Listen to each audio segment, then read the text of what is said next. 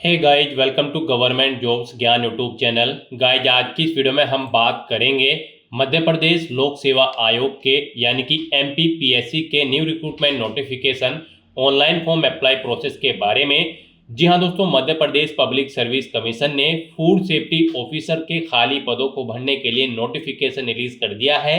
कैसे आप इस भर्ती में पार्टिसिपेट करने के लिए अपने फॉर्म अप्लाई कर सकते हो बिना कोई मिस्टेक किए हुए, इसकी पूरी जानकारी हम आपको स्टेप बाय स्टेप रजिस्ट्रेशन से लेकर प्रिंट तक इस वीडियो में देंगे।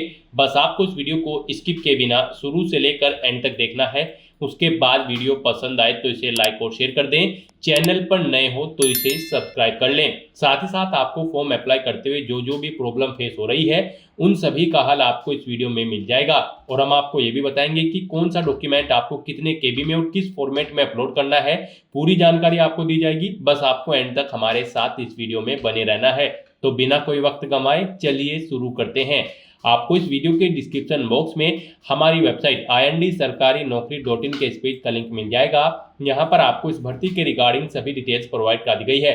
मध्य प्रदेश पब्लिक सर्विस कमीशन ने फूड सेफ्टी ऑफिसर के 120 खाली पदों को भरने के लिए नोटिफिकेशन रिलीज कर दिया है।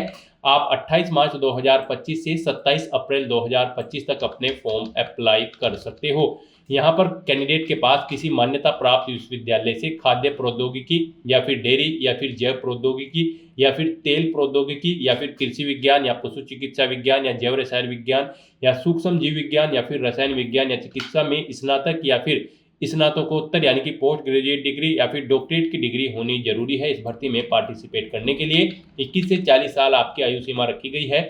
ऑल इंडिया से आप ऑनलाइन अप्लाई कर सकते हो। उसके लिए आपको इस पेज को नीचे स्क्रॉल डाउन करना है, इंपोर्टेंट लिंक सेक्शन में आना है, ऑफिशियल नोटिफिकेशन पीडीएफ लिंक पर क्लिक करके इस भर्ती के नोटिफिकेशन को ओपन कर लेना है और इसमें से आपको पूरी डिटेल रीड कर लेनी है। यहाँ पर आपको इस भर्ती के रिगार्डिंग सभी डिटेल्स प्रोवाइड कर दी गई है, जैसे कि क्या पोस्ट का नाम है, कितनी उसके लिए नंबर ऑफ वैकेंसीज है, कैसे आप अप्लाई कर सकते हो, कब से कब तक अप्लाई कर सकते हो। पूरी जानकारी यहाँ पर आपको प्रोवाइड कर दी गई है। आप सभी डिटेल्स चेकआउट करें, उसके बाद अपने फॉर्म अप्लाई कर लें। फॉर्म अप्लाई करने के लिए भी आपको हमारी वेबसाइट के इसी पेज पर ही अप्लाई ऑनलाइन का ये लिंक दिया गया है। जैसे ही आप इस लिंक पर क्लिक करेंगे तो आपके सामने यहाँ पर एमपीपीएससी का ये ऑफिशियल पोर्टल ओपन हो जाएगा। यहाँ पर आने के बाद गाइज आपको सबसे पहले अपनी उच्चतम शैक्षणिक योग्यता सिलेक्ट करनी है। आपके पास ग्रेजुएट डिग्री है, पोस्ट ग्रेजुएट डिग्री है या फिर डॉक्टरेट, आप अपने अकॉर्डिंग यहाँ पर ऑप्शन सेलेक्ट करें। उसके बाद यहाँ पर आप विषय चुनें किसमें आपने अपनी ग्रेजुएशन या फिर पोस्ट ग्रेजुएशन या फिर डॉक्टरेट उपाधि प्राप्त की है। यहाँ पर आप वो सब्जेक्ट सेलेक्ट करें। उसके बाद यहाँ पर गाइड हम आपको बता दें, इस भर्ती में पार्टिसिपेट करने के लिए आपके पास किसी मान्यता प्राप्त विश्वविद्यालय से खाद्य प्रौद्योगिकी या फिर डेयरी या फिर जैव प्रौद्योगिकी या तेल प्रौद्योगिकी या कृषि विज्ञान या पशु चिकित्सा विज्ञान या जैव रसायन विज्ञान या सूक्ष्म जीव विज्ञान या फिर रसायन विज्ञान या चिकित्सा में ग्रेजुएशन या फिर पोस्ट ग्रेजुएशन या फिर डॉक्टरेट की डिग्री होनी जरूरी है। तो यहाँ पर आपको अपनी क्वालिफिकेशन सेलेक्ट कर लेनी है। उसके बाद यहाँ पर आपको अपनी हाई स्कूल की जो अंक सूची है यानी कि रिजल्ट है उसमें जो आपका नाम अंकित है वो नाम यहाँ पर आपको एंटर करना है। वही नाम आपको यहाँ पर फिर आपका जो मिडिल नेम है वो आपको एंटर करना है, फिर अपना लास्ट नेम यहाँ पर आपको एंटर करना है, अपना जेंडर आपको सेलेक्ट करना है, फिर आपको अपनी जन्म तिथि यहाँ पर एंटर करनी है DDMMYY फॉर्मेट में। उसके बाद यहाँ पर आपको अपने फादर का नाम एंटर करना है, फिर आपको अपनी मदर का नाम एंटर करना है। उसके बाद यहाँ पर आपसे पूछा गया है कि क्या आप मध्य प्रदेश के मूल निवासी हैं। अगर हैं तो यस करें, नहीं है तो यहाँ पर आप नो ऑप्शन सेलेक्ट करें और फिर यहाँ पर आपको अपनी श्रेणी सेलेक्ट कर लेनी है। उसके बाद यहाँ पर आपसे पूछा गया कि क्या आप क्रीमी लेयर कैंडिडेट हैं। अगर हैं तो यस करें, नहीं तो नो ऑप्शन सेलेक्ट करें। उसके बाद यहाँ पर अगर आप रिजर्व कैटेगरी से बिलोंग करते हो तो यहाँ पर आपको अपनी जाति का नाम देना होगा। उसके बाद गाइड यहाँ पर आपसे पूछा गया है आपके विवाह से संबंधित जानकारी, क्या आप विवाहित हैं। अगर हैं तो यस करें और फिर यहाँ पर आपको अपनी पत्नी या फिर पति का नाम देना है। उसके बाद आपको अपने जीवित बच्चों की संख्या यहाँ पर सिलेक्ट करनी है, फिर अंतिम बच्चे की जन्म तिथि यहाँ पर आपको सिलेक्ट कर लेनी है। फिर आपसे पूछा गया कि क्या आपके अंतिम बच्चे जुड़वा हैं। अगर हैं तो यस करेंगे, नहीं तो नो ऑप्शन सेलेक्ट करेंगे। उसके बाद क्या अभ्यर्थी विधवा, तलाकशुदा या फिर परित्यक्ता महिला है तो यस करेंगी, नहीं तो नो ऑप्शन सेलेक्ट करेंगी। और अगर आप विवाहित नहीं है तो यहाँ पर आपको नो ऑप्शन सेलेक्ट करना है, आगे की डिटेल्स आपको नहीं देनी होगी। उसके बाद यहाँ पर आपसे पूछा गया है मध्य प्रदेश शासन द्वारा प्राधिकारी द्वारा जारी स्थायी जाति प्रमाण पत्र का विवरण आपको देना होगा। अगर आप रिजर्व कैटेगरी से बिलोंग करते हो, जारीकर्ता का पद का नाम यानी कि आपको पटवारी, तहसीलदार या फिर कानून को किसने जाति प्रमाण पत्र प्रोवाइड कराया है वो डेजिग्नेशन यहाँ पर आपको देनी है। प्रमाण पत्र जारी करने वाले जिले का नाम आपको सिलेक्ट करना होगा, प्रमाण पत्र का क्रमांक देना होगा, प्रमाण पत्र जारी होने की दिनांक यहाँ पर आपको सिलेक्ट कर लेनी होगी। उसके बाद यहाँ पर आपसे पूछा गया कि क्या आप पीडब्ल्यूडी कैंडिडेट हैं, अगर है और आपकी जो परसेंटेज है पीडब्ल्यूडी की वो 40% से अधिक है तो यहाँ पर आप यस करेंगे, नहीं तो आप नो ऑप्शन सेलेक्ट करेंगे।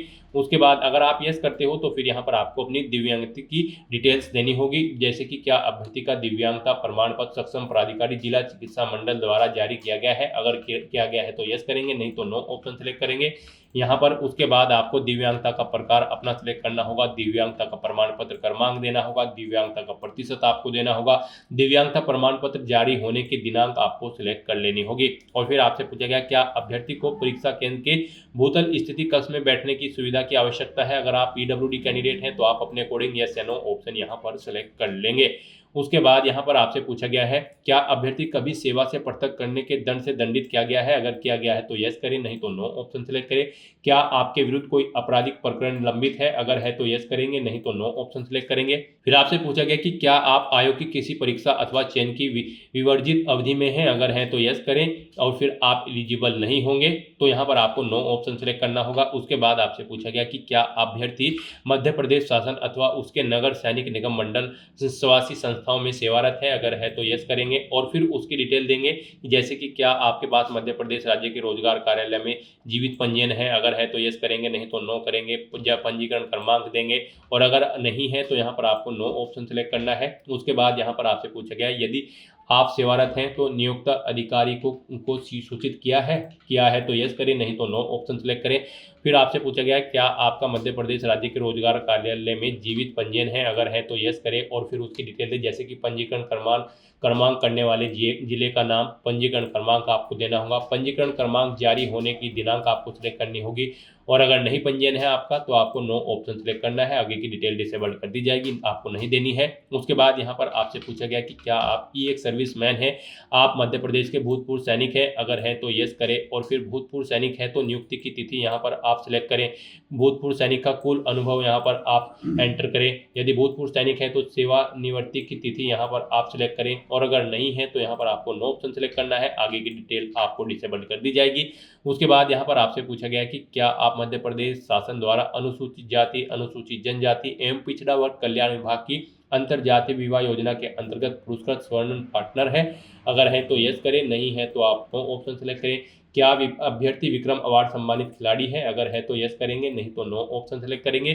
फिर यहाँ पर आपको अपनी एजुकेशनल क्वालिफिकेशन की डिटेल प्रोवाइड करानी है। यहाँ पर सबसे पहले आपको अपनी हाई स्कूल की डिटेल देनी है, उत्तीर्ण परीक्षा का नाम यहाँ पर आपको एंटर करना है, प्रणाली बतानी है, आपके मार्क्स ग्रेड में है, CGPA में है, आप अपने अकॉर्डिंग यहाँ पर ऑप्शन सेलेक्ट करें। उसके बाद विषय यहाँ पर आप बताएं किस में आपने अपनी 10वीं क्लास पास आउट की है, आर्ट, कॉमर्स, साइंस। उसके बाद कितने टोटल मार्क्स थे वो यहाँ पर आप एंटर करें, कितने मार्क्स आपने ऑब्टेन किए हैं वो एंटर करें, इनके अकॉर्डिंग यहाँ पर आपकी परसेंटेज कैलकुलेट होकर आ जाएगी। फिर आपको अपनी डिवीजन सेलेक्ट करनी है, फर्स्ट है, सेकंड है या फिर थर्ड है। उसके बाद विश्वविद्यालय बोर्ड या फिर संस्थान का नाम देना है, जिस बोर्ड से आपने अपनी 10वीं क्लास पास आउट की है, उत्तीर्ण वर्ष यहाँ पर आपको एंटर करना है, कब आपने उत्तीर्ण की है 10वीं क्लास, प्रमाण पत्र में अंकित रोल नंबर यहाँ पर आपको देना है, यानी कि आपको अपनी 10वीं का रोल नंबर एंटर करना है।